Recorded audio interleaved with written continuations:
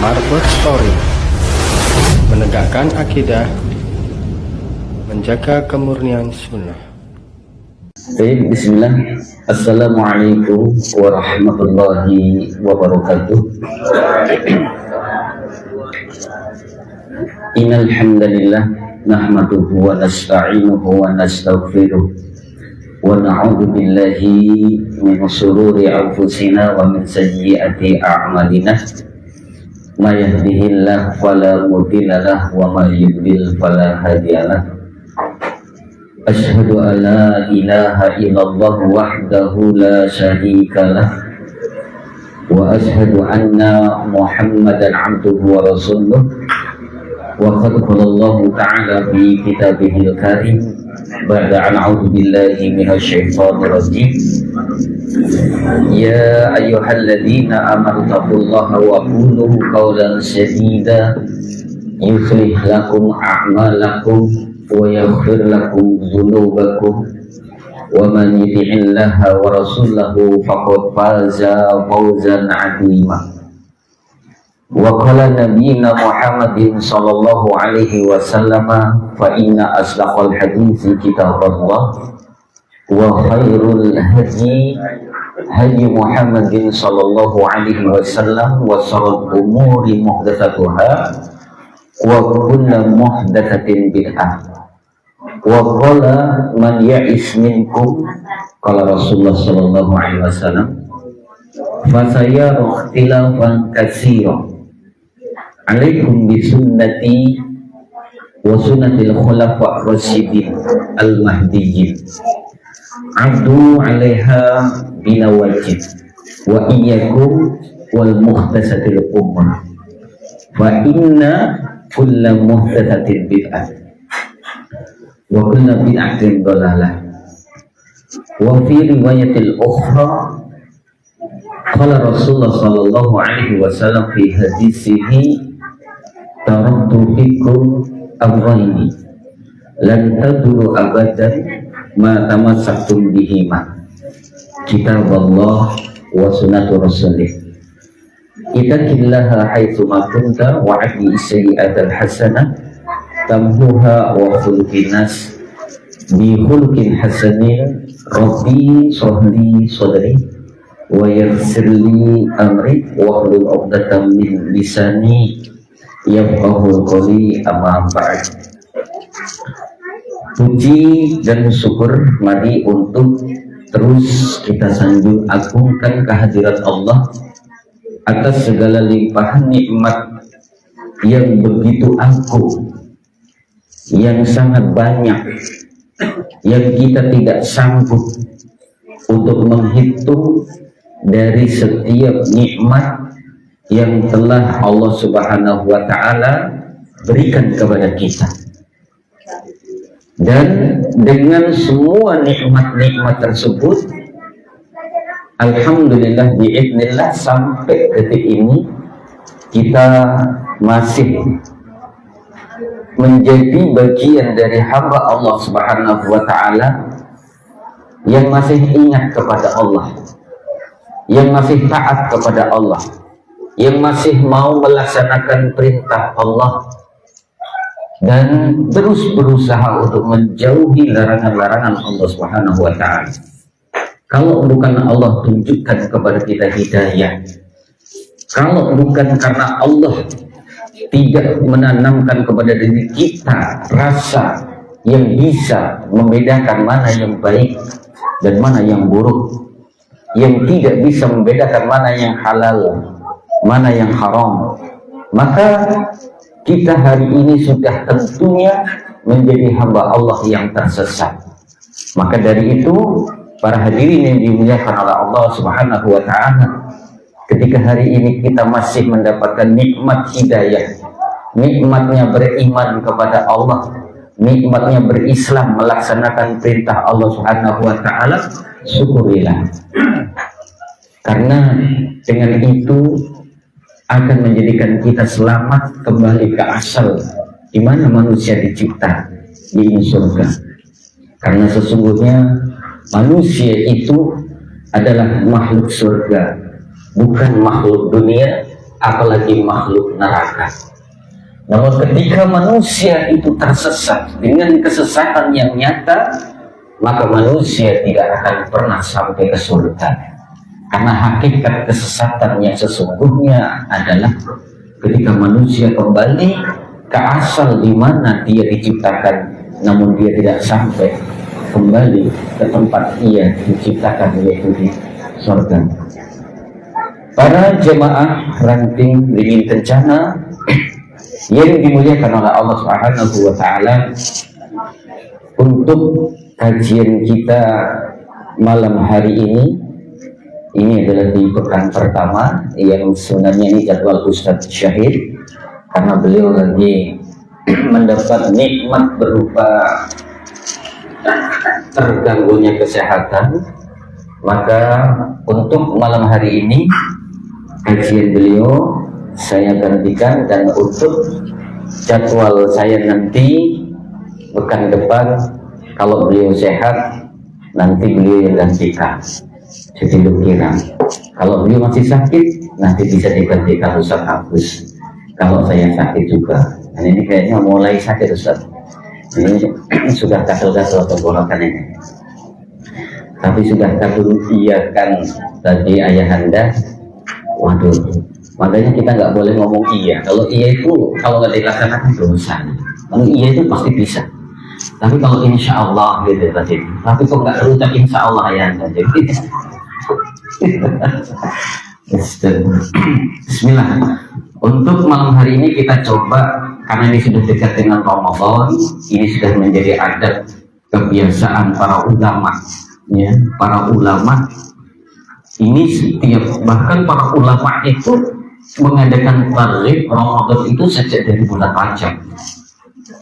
Nah, kita yang bukan ulama, yang bukan apa-apa, yang nggak bisa, nggak tahu apa-apa, kemudian nggak mau mengadakan tarikh, tahu-tahu Ramadan saja. Ini kan kadang, ya disitulah kadang lemahnya kita pada saat melakukan menunaikan dan berjumpa di bulan Ramadan, karena kurangnya tarikh. Ya. Karena sesungguhnya tarikh Ramadan itu adalah untuk menyiapkan diri kita, apa yang harus kita siapkan ya ketika Ramadan nanti itu tiba, sehingga selama bulan Ramadan kita bisa menunaikan bulan Ramadan dengan semaksimal mungkin dan bisa meraih daripada keutamaan yang Allah Subhanahu wa Ta'ala berikan di Ramadan. Baik, di dalam tarikh ini sebenarnya banyak sekali yang harus kita siapkan. Paling tidak ini juga penting, ya, penting untuk kita pahami, karena untuk kita melaksanakan ibadah Ramadan, ya, nanti pelaksanaan Ramadan tersebut diawali dengan beberapa cara, ya, diawali dengan beberapa cara. Ada 4 cara yang telah disepakati oleh para ulama untuk menetapkan bahwasanya pada saat itu sudah dimulai Ramadan atau belum. Ada 4 cara yang disepakati, ya. Dan itu kalau jenengan ngadahi kitab tarjih, baik itu yang warna coklat ataupun nanti yang warna oranye, merah atau oranye, semonggo ini warnanya apa nih? Merah nih, tapi nggak semerah semonggo ya. Itu di halaman 172. Sebenarnya di situ sudah jelas banget, ya. Sehingga sudah tidak ada apa, sudah nggak selayaknya kita selaku warga Perserikatan Muhammadiyah ketika memulai Ramadan ada yang pakai ru'yatul hilal, ada yang pakai hisab, kemudian ada yang mungkin ada kesaksian orang yang adil, atau mungkin ada yang mencukupkan bulan Sya'ban menjadi 30 hari karena adanya sebab cuaca yang tidak cerah, tidak baik cuacanya, kemudian ribut mempermasalahkannya. Ini kan sudah nggak wayahnya lagi.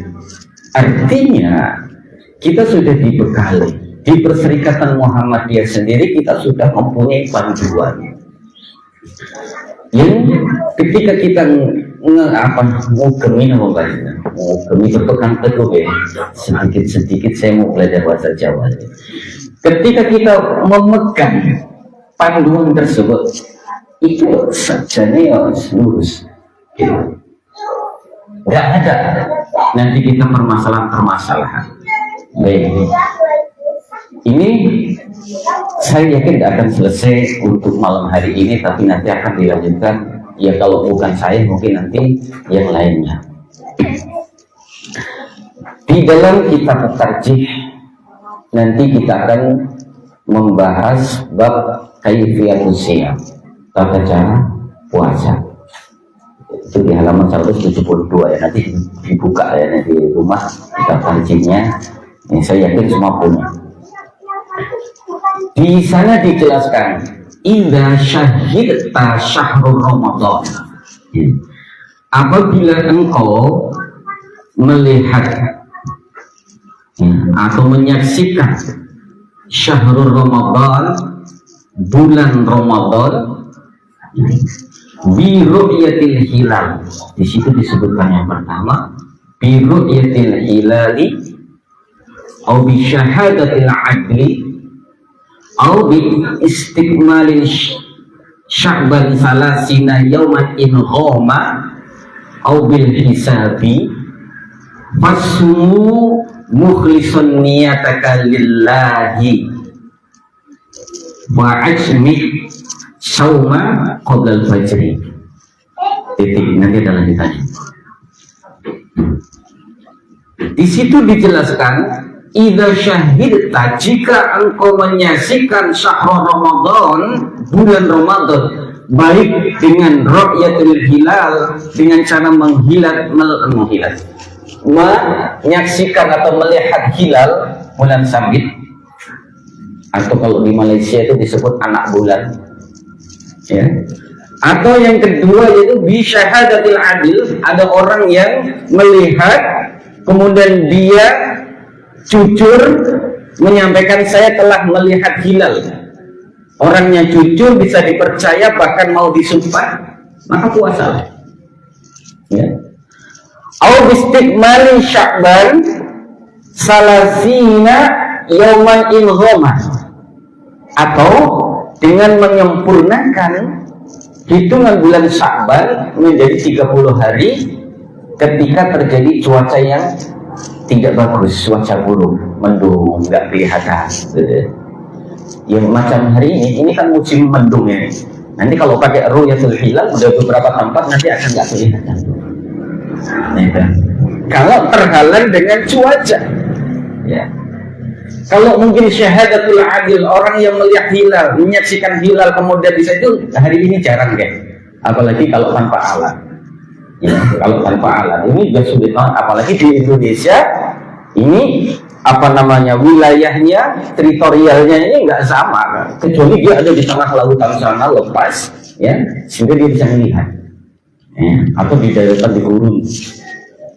Ya kalau hanya untuk diberikan kencana dengan melihat ngalor ya sebuah foto itu ya pokoknya nyetan ngulon masyarakat apa-apa. Nah kemudian kok tiba-tiba saya lihat hilal. Aneh banget deh. Ora bakal dipercaya. Masih belum disumpah wis. Disumpah aku belum disumpah. Tapi lek ndelok iku nang beringin kencana ya wis angel. Nih. Lah apa sing disumpah? Iya. Nah ini, itu disempurnakan ya, bistikmali salah Sya'ban, ya. Atau dengan cara hisab. Ya, jadi 4 ini ru'yatul hilal, kemudian orang yang adil yang telah melihat bisa disaksi, disumpah, kemudian menyempurnakan dengan Sya'ban menjadi 30 hari. Atau berhisab, yang ini yang dipakai oleh Perserikatan Muhammadiyah. Ya. Hisab ini menjadi salah satu metode juga yang diakui, ya. disepakati. Kenapa valid? Hitungannya itu sudah jelas. Puasa 2050 atau 2060 yang akan datang kita mungkin sudah nggak menemuinya, tapi dari sekarang sudah bisa dihitung. Kenapa? Ada rumusnya. Ya. Dan insya Allah salah satu nanti yang akan mengisi materi kajian 6 cabang di karya Mulyasari, yang beliau adalah dosen UMS Universitas Muhammadiyah Surakarta, yang beliau ahli dalam bidang ilmu falak, dan beliau menjadi salah satu yang merumuskan kalender global Muhammadiyah. Beliau ini sudah tua, ya, dan ingin berbagi ilmu, maka nanti monggo sarang-sarang hadir, ya. Ini umum, bukan hanya untuk warga Muhammadiyah saja, tapi jenengan gadah rencang, gadah tonggo, monggo sarang-sarang diajak. Ini mungkin beliau akan cerita bagaimana tentang proses perumusan, sehingga kita ya semakin mantap gitu kan. Karena memang sesuatu itu ketika ada caranya ditemukan ya pas gitu. Ya gitu. Meskipun untuk tahun ini diperkirakan Ramadannya itu tidak sama, tapi Idul Fitrinya bareng. Wis pokoknya asik ya. Ilmunya sama, yang penting pokoknya bareng Idul Fitri ini. Masalah mulai bareng apa orang. Tapi ketika nanti jenengan melihat tetangganya dengan kemudian kok nggak bareng kali jenengan mulai puasa, ya mungkin pegangannya itu adalah ru'yatul hilal. Ya. Kok bisa selisih? Ya sangat bisa. Karena nanti ketika ru'yatul hilal itu sebenarnya juga dihitung. Jadi ngelihat berapa derajat itu ya ngitung kan, berapa derajatnya. Nah, cuma nanti itu kan ada yang 1 derajat, 2 derajat, 3 derajat sampai 5 derajat. Nah, sementara sekarang standar untuk ru'yatul hilal itu sampai 5 derajat. 5 derajat itu ya dhuwur. 2 derajat itu sudah dhuwur kok. Pokoknya 5. Jadi pokok orang bulan purnama wae mulai ini. Bulan purnama Ramadan ini. Tapi paling tidak di dalam kitab Tarjih itu disebutkan, ya nanti jenengan buka, ya, dibuka.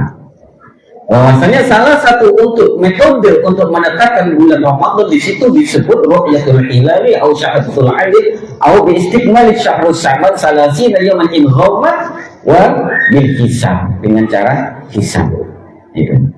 Maka ketika nanti ada ketetapan Ramadan di negara kita yang berdasarkan ru'yatul hilal, kita hargai. Selaku warga Perserikatan Muhammadiyah hargai. Kemudian kita sebagai warga Perserikatan Muhammadiyah ia unsur ragu. Ketika pimpinan pusat Muhammadiyah mengumumkan bahwasanya Ramadan akan jatuh sesuai dengan hisab Muhammadiyah, yakni tanggal 18 bulan apa nih? Februari. Dengan dihambut ragu. Karena ini juga metode yang disepakati oleh para ulama. Mereka nggak menyelisihkan.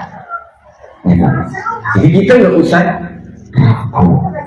Karena ini juga sudah melalui proses perhitungan. Nah, kemudian mungkin jenengan nanti akan mendengar istilah lagi Muhammadiyah nggak taat ulil amri. Itu babnya lain, ya. Muhammadiyah ini paling taat terhadap ulil amri. Tapi dalam masalah-masalah prinsip, dalam masalah-masalah ibadah, ya, maka nanti di sini babnya lain. Ketika ada pemerintah yang menyuruh sholat zuhur orang sahake-hake, sholat zuhur 2 rakaat saja, apakah kita tetap taat? Taat betul-betul. Pemerintah menetapkan sholat zuhur sekarang dirubah menjadi 2 rakaat. Apakah kita tetap melaksanakan 4 rakaat atau 2 rakaat? Kita melaksanakan 4 rakaat, apakah kita termasuk orang yang nggak taat ulil amri? Nah, kan? Ini nanti babnya lain. Ini merasa dipikir masalah itu. lek enek sih ngomong koyo ngono dan ya mesti enek. Jenengan nggak usah diperpanjang masalah sarposo nih. Gitu. Ini. Nah, ketika melalui 4 metode tadi itu dan yang disepakati dalam Perserikatan Muhammadiyah itu berdasarkan hisab, ya, kita menurut perhitungan Muhammadiyah tanggal 18 nanti sudah puasa, wasumu mukhlishon niyataka lillah. Maka puasalah dengan meniatkan, ya, diri kita ikhlas di dalam melaksanakan puasa tersebut karena Allah. Wa atimmu siyamu qoblal fajri, disebutkan di situ wa atimmu siyamu qoblal fajri, dan berniatlah untuk melaksanakan puasa sebelum fajar. Ini yang membedakan antara niat puasa fardu dengan puasa sunnah. Jenengan untuk melaksanakan puasa sunnah Senin Kamis ataupun mungkin puasa ayyamul bid atau puasa yang lain, puasa sunnah yang lain, itu niatnya boleh setelah fajar. Tapi untuk puasa Ramadan ini harus sebelum fajar. Ya, niat puasa Ramadan itu sebelum fajar, bukan setelah fajar. Ya, dengan tidak mempunyai makanan yang bisa dimakan setelah subuh, bahkan sampai siang, sampai jam 7, sampai jam 8, nggak ada teh yang bisa dibikin, nggak ada gula, nggak ada kopi, ya, nasi juga belum masak, artinya belum makan sama sekali, atau belum masuk ke dalam diri kita itu sesuatu yang membatalkan puasa, makan, minum, rokok, itu belum semuanya. Kemudian jenengan niatkan untuk puasa sunnah, sah puasa, boleh. Sampai duhur enek kopi, lanjut ngopi nomor mutus batal ke poso nih. Duhur enek kopi lah, masih ngopi lah. Tapi jenengan sudah dapat pahala niat puasa sunnah. Kopi itu pahala puasa puasa beduk lah. Ini puasa beduk ini nggak ada. Ini jangan sampai ya, ini mumpung enak sih ngomong nyeletuk puasa beduk. Ini biasaan di masyarakat itu salah kaprah. Ngajari anak puasa ikut dengan istilah puasa beduk. Ya, melok sahur boleh beduk buka. Ya. Padahal beduk ini sekuat anaknya dipaksa buka, saya buka. Ya. Atau sebaliknya jam 9 itu sudah lapar banget, gak kuat, tahan, jangan puasa, batal nanti puasamu, nanti nunggu beduk. Ini salah. Jadi ngajari anaknya, mana anak masih TK gitu, sudah ajak sahur, kemudian nanti suruh puasa. Ya, sampai dia nggak kuat, jam 9 nggak kuat, buka. Lanjutkan lagi setelah makan sampai jam 12 kok nggak kuat lagi, buka meneh. Artinya terus ditanamkan untuk belajar. Jadi jangan dibatas-batasi. Ya. Fasumu wa ajmi usyamu qabla al-fajri. Jadi niatkan puasa itu sebelum fajar. Illa antakuni haidun au nafsa'a, kecuali bagi seorang wanita yang sedang haid atau nifas, ya, maka fa'aftir wudhihi fi yaumin ukhra. Kalau pada saat bulan Ramadan tiba, kemudian wanita ini mengalami haid atau nifas, melahirkan, maka wa'aftiri, puasalah, makanlah, berbukalah, orang usah puasa lah maksudnya, ya. Waqdihi, dan gantilah puasanya fi yaumin akhir, di hari yang lain.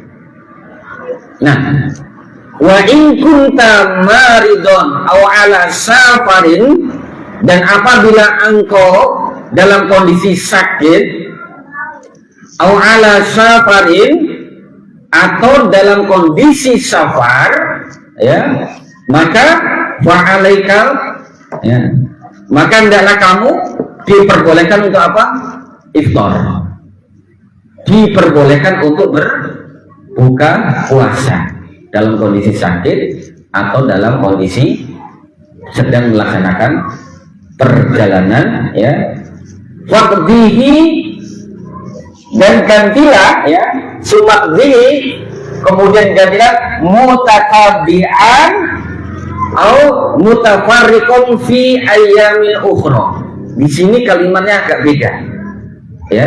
Maka nanti kalau kita lihat ngaji kitabnya ini di konteks bahasa Arabnya itu kita pahami, kita kaji, karena nanti itu mengeluarkan hukum yang beda. Kalau untuk wanita haid dan nifas, ya, di situ disebutkan, ya, untuk ila antakuni haidul aw nafsa, kecuali engkau dalam kondisi haid atau nifas, faftiri, maka berbukalah, waqdihi, dan gantilah fi yaumin akhor. Di situ pakai kalimat fi yaumin akhor, di hari yang lain, tidak pakai hari-hari. Artinya untuk wanita haid dan nifas pada bulan Ramadan jenengan haid atau ada yang melahirkan, maka kondisinya nifas. Maka setelah selesai dari haid ataupun nifasnya, ya, menggantinya itu jangan lama-lama, ya, karena waktihi fi yaumin akhir, gantilah di hari yang lain. Jadi segera selesai Ramadan, mungkin Syawal, ya, segera diganti, ya. Tapi yang kedua, lihat konteksnya, kalimatnya lain. Wa in kunta maridun aw ala safarin, apabila engkau dalam kondisi sakit atau sedang safar, perjalanan jauh, ya. Apa disebutkan di sini? Wa in kunta maridun aw ala safarin, falakal iftar, maka dipersilakan, diperbolehkan kalian untuk mengganti sumakdihi, kemudian gantilah mutatabi'an, dengan cara turut, berturutan itu berurut-urut gitu, ya. Al mutafarriqon, atau boleh juga diseling-seling. Fi ayamin ukhra, di situ pakai ayamin. Kalau yang pertama yaumun, kalau ayam itu jamak, ya. Ukhra, apa bedanya akhor dengan ukhra? Ini nanti dalam konteks bahasa Arab itu ada pembahasannya. Akhor itu lil qarib, untuk masa yang dekat. Ukhra itu lil ba'id, untuk masa yang lama. Muasa sifatnya, ya, sifatnya muasa. Artinya orang yang sakit atau dalam safar sehingga dia tidak berpuasa, maka cara menggantinya itu boleh dengan cara berturut-turut. Umpamanya 3 hari sakit nggak puasa, gantinya itu bisa mutatabi'an, dengan cara 3 hari berturut-turut. Al-mutafarriqon, atau diselingi, ya, 3 hari bisa diselesaikan selama 3 bulan. Bulan pertama 1 kali, bulan kedua 1 kali, bulan ketiga 1 kali. Karena ini sifatnya ayyamul ukhra, ya, hari-hari yang lain, artinya muasa panjang sampai ketemu nanti bulan Sya'ban. Ini konteksnya, ya.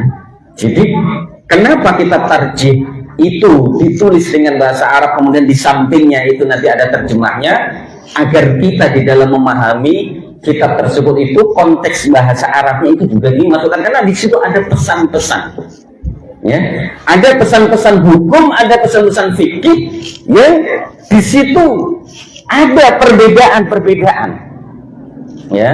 Ini konteks yang pertama, ya, mutabi'an.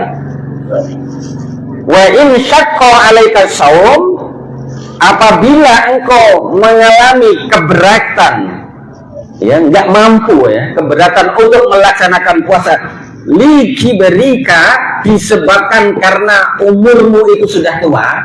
Ini khusus untuk orang-orang yang sudah tua, renta. Ada tua, ini enggak renta, ada tua, renta. Kalau Indonesia enggak ada apa ya. Tua ya tuwek, rambutnya putih. Tapi lagi tua renta, wis ora iso apa-apa. Enggak kuat puasa, ya deh.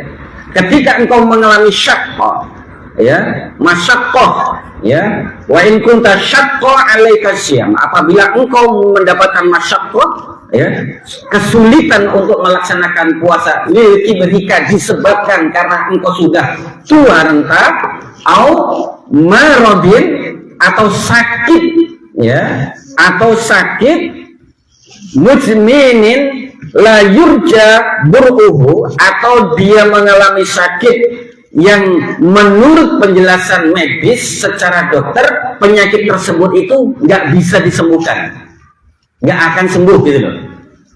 Lama sakitnya, menahun, sakit terus.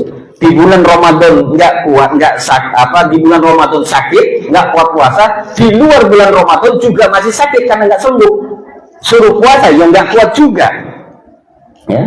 Ketika kita tua renta, nggak sanggup puasa, kemudian sakit yang tidak ada, ya, yang tidak ada sembuhnya, itu pun nanti menurut penjelasan dokter, ya. Maka apa? Falakal iftaru aidon, maka diperbolehkan kalian untuk berbuka, tidak puasa. Wafdi bi'id amin masakin likuliyyamin mudan. Nah ini beda, dia wafdi bukan wakdi. Kalau di atas wakdi, kodoklah, gantilah. Tapi kalau yang ini wafdi, berfidyahlah. Ya, beda ini, berfidyahlah.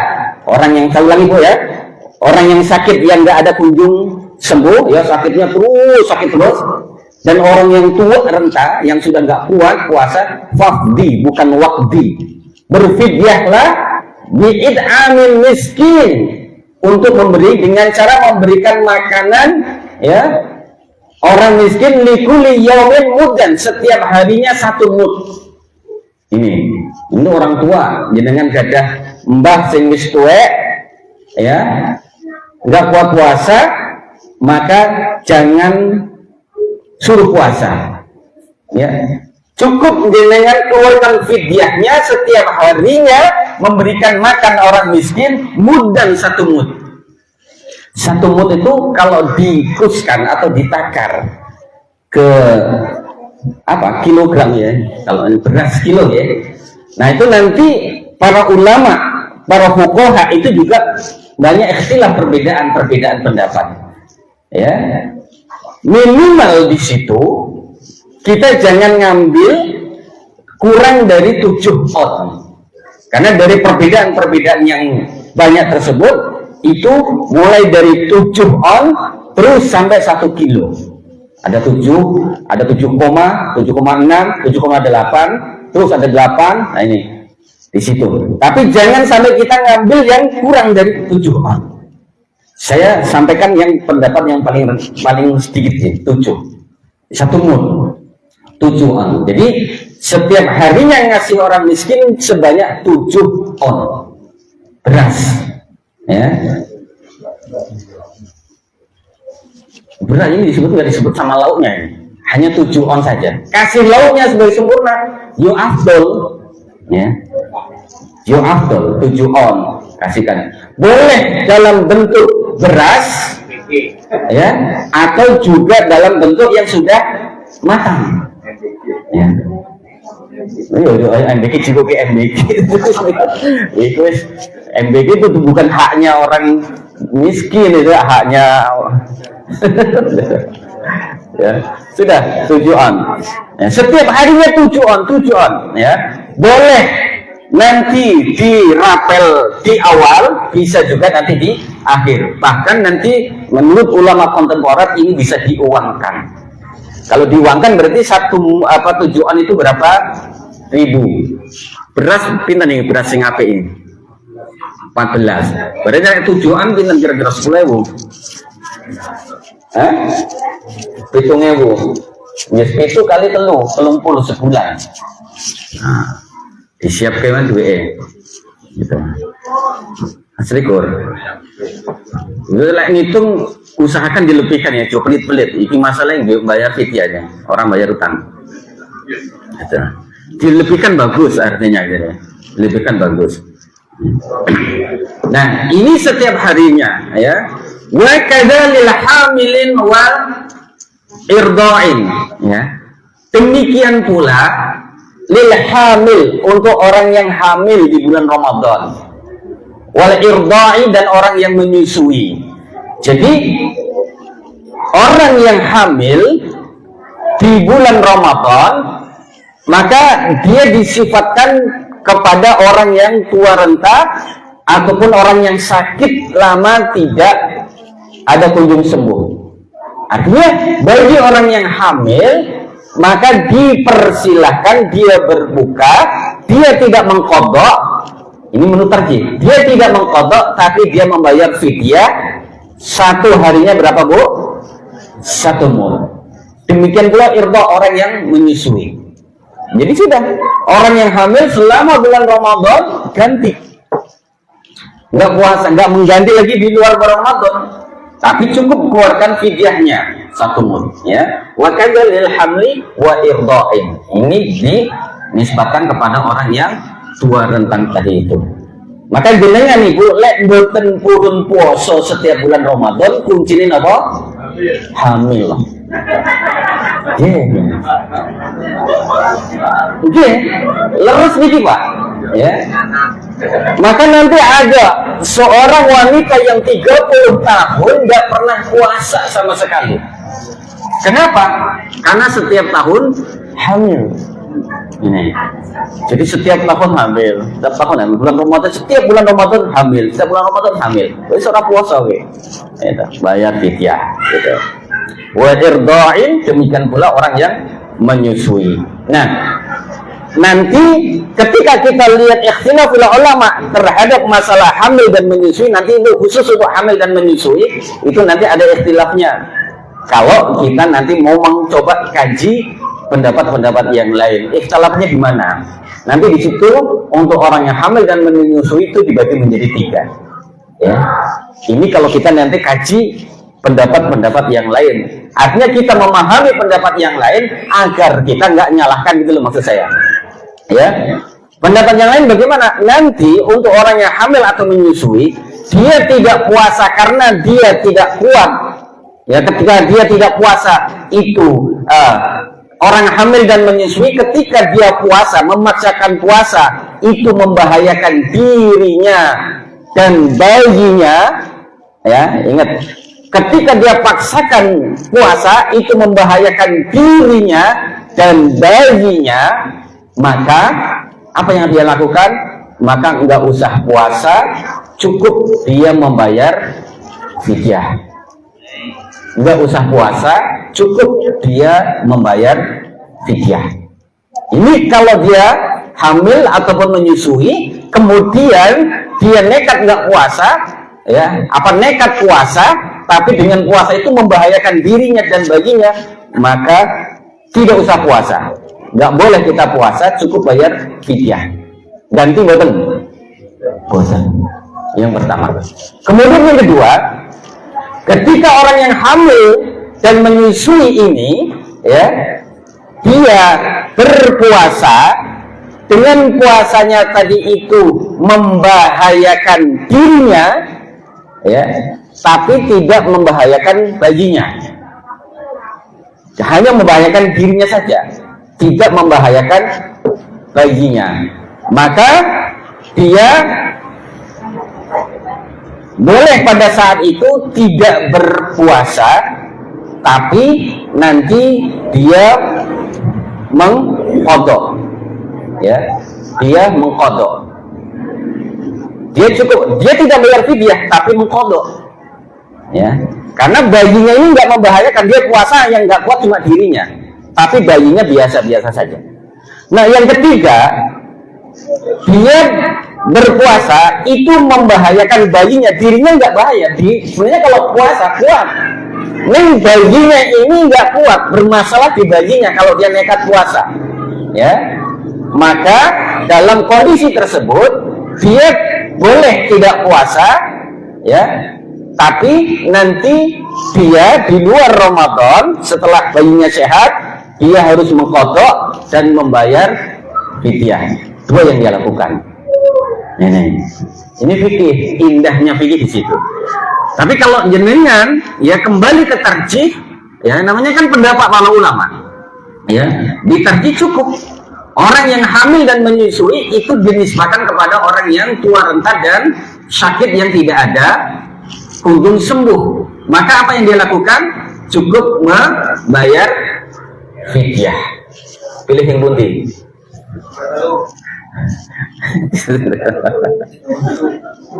Pilih yang nomor 3, qadha bayar fidyah. Nah, gitu. Pahalanya oke nggak ngono? Itulah hukum, ya.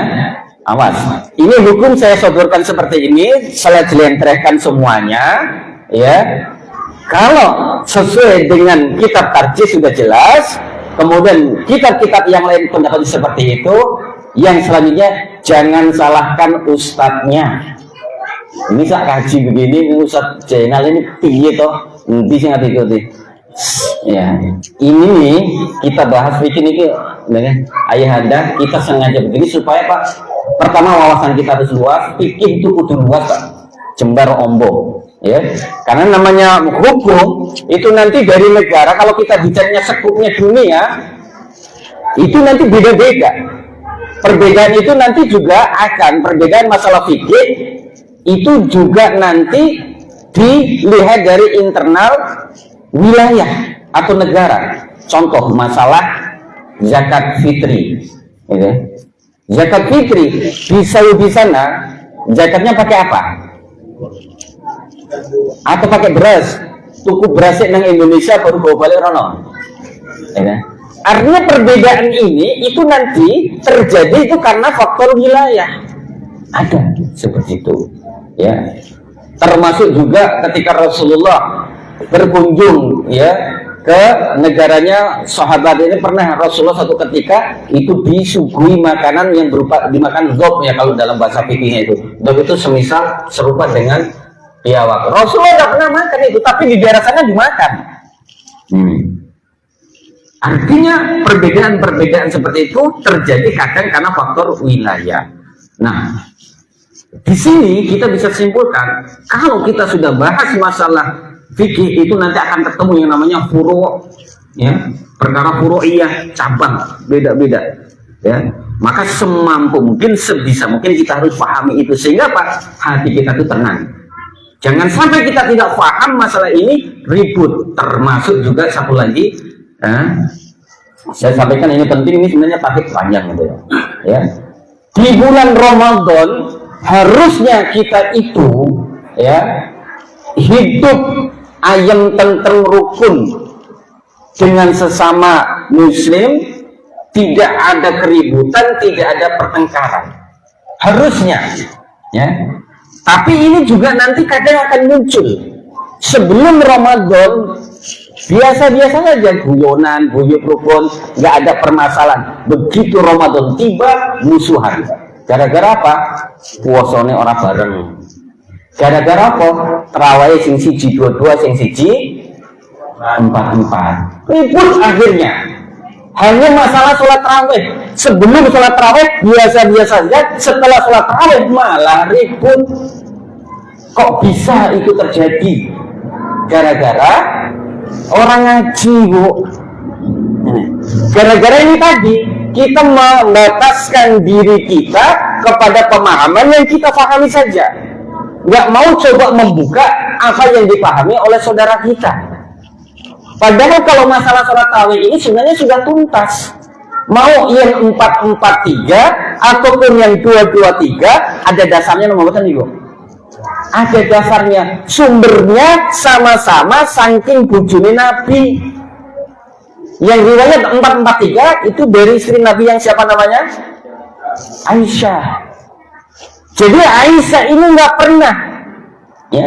Apa kata Aisyah itu hadisnya masyhur, ya? Makana yajitu fi Ramadan wala fi khairihi, ya. Saya tidak pernah melihat Rasulullah Shallallahu Alaihi Wasallam di Ramadan, di dalam bulan Ramadan, atau fi khairihi, atau di luar Ramadan, ya, untuk melaksanakan sholat tarawih lebih dari apa? Ihda asrota rakaatan, lebih dari 11 rakaat. Nggak pernah Aisyah ini melihat lebih dari 11 rakaat, ya, baik itu di Ramadan ataupun di luar bulan Ramadan, ya. Yusolli arba'an, katanya Rasulullah sholat 4 rakaat, fala taksal an husnihina wa tulhina. Rasulullah sholat 4 rakaat dan jangan kamu tanya bagaimana indah bacaannya, karena nggak akan ada yang bisa menyamai indahnya bacaan Rasulullah. Apalagi saya, Ustaz Agus, jauh indah bacaannya, ya. Wala tas'al an tulhina, dan jangan juga kamu tanya berapa panjang rokaatnya. Artinya bacaannya dipanjang itu 1 juz lebih, ya. Jangan tanya itu, karena kita nggak akan sanggup. Summa yusolli arba'an, kemudian sholat lagi Rasulullah 4 rakaat.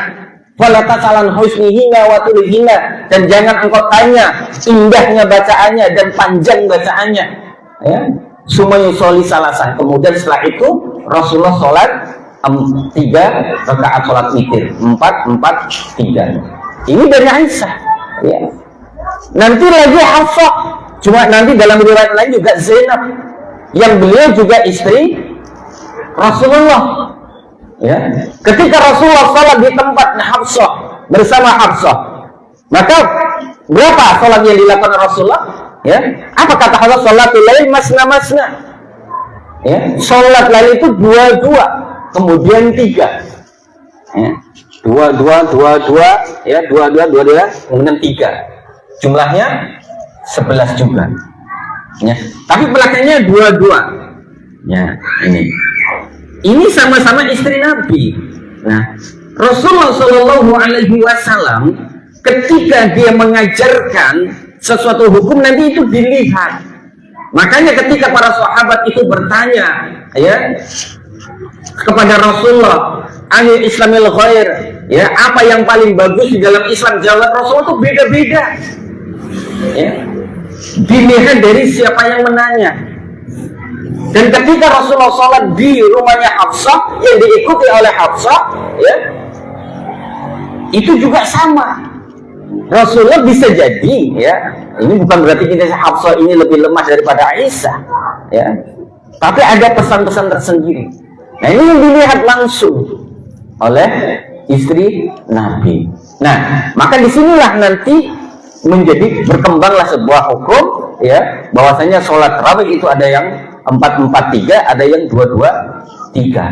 Dua-duanya pernah dilakukan oleh Rasulullah. Selesai sebenarnya masalah di sini, nggak usah ribut, ya. Nah, di Perserikatan Muhammadiyah sekali lagi, karena ini kita hidup di perserikatan dan yang ditetapkan dalam Perserikatan Muhammadiyah itu adalah 4-4-3, maka kita laksanakan yang 4-4-3.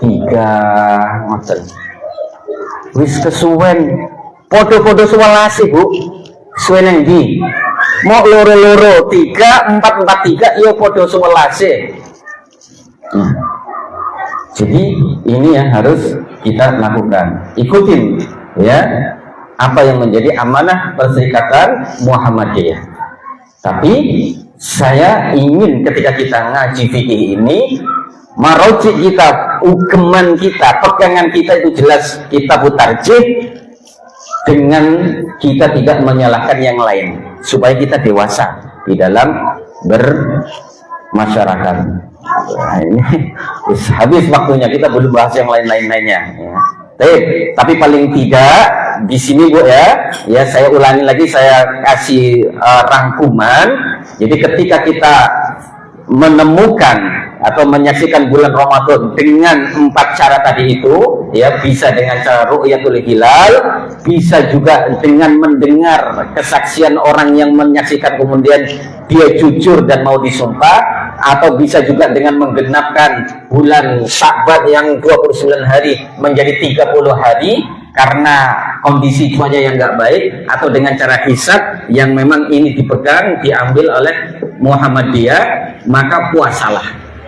Ya, kalau Muhammadiyah puasa tanggal 18 nanti, mari kita sudah laksanakan puasa dengan meniatkan ikhlas karena Allah, dan niatnya itu harus pada malam hari, bukan di setelah fajar, tapi sebelum fajar. Ini niat untuk puasa. Kalau niat puasa kita itu setelah fajar, puasa kita nggak sah. Kenapa? Innama a'malu niat, semua amalan itu tergantung dari niat kita, ya. Jenengan malam hari berniat, saya besok nggak puasa, ya, besok saya nggak puasa, niat jenengan nggak puasa, ya. Terus ternyata setelah subuh jenengan baru tak puasa lah, niatnya di situ setelah subuh nih, ganti berubah niat. Puasa jenengan sah napa mboten? Sah lek puasa sunnah. Mboten sah lek puasa Ramadan. Hati-hati itu. Ini niat ini penting ya. Niat ini penting ya. Jadi jangan main-main dalam masalah niat. Kemudian terkait dengan orang yang boleh puasa tidak boleh puasa, itu sudah kita bahas. Kalau orang yang haid dan nifas ya, dia boleh tidak puasa dan mengganti di luar bulan Ramadan dengan cara langsung cepat ya. Artinya jangan ditunda-tunda. Kalau orang hanya sekedar haid ya atau nifas, begitu selesai Ramadan masuk Syawal ya, kemudian Idul Adha, artinya jangan terlalu lama-lama sampai ketemu Sya'ban lagi.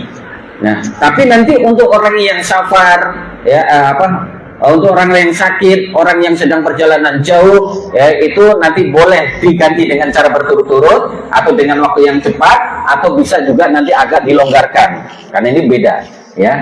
Kemudian khusus untuk orang yang tua renta, yang nggak sanggup puasa karena sudah umur ya, yang umur, kemudian orang yang walaupun masih muda tapi punya penyakit yang nggak sembuh-sembuh, terus sakit terus, maka dia boleh tidak puasa dan cukup hanya dengan membayar fidyah satu harinya, ngasih makan orang miskin dengan takaran 1 mud ya. 1 mud itu 7 on, boleh dengan mentah ataupun boleh dengan matang. Jadi seperti itu.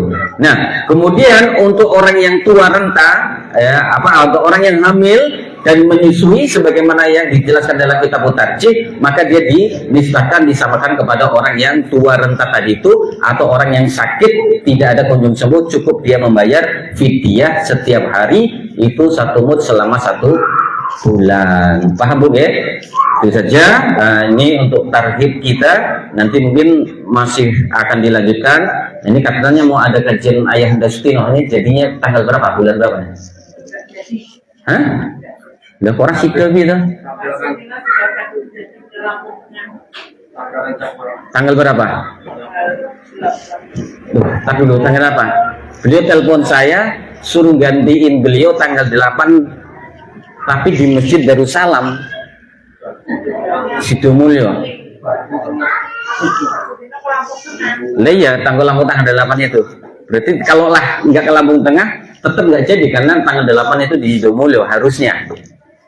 Karena beliau kemarin telepon saya, Ustaz tolong gantiin saya karena saya mau ke Lampung Tengah tanggal 8. Kajian cabang di Sidomulyo. Berarti bukan di sini. Ya sudah, nanti sini dicicil aja setiap malam Kamis ya. Baik, itu saja barangkali ya yang bisa saya sampaikan. Tidak perlu ada tanya jawab, nanti tanya jawabnya khusus pasal masail aja supaya lebih longgar ya. Apabila ada kesalahan, pada Allah saya mohon ampun, dan kepada jamaah sekalian mohon maaf yang sebesar-besarnya. Nun wal qalami wa ma yasrun fastaghfirul khairat. Assalamualaikum warahmatullahi wabarakatuh.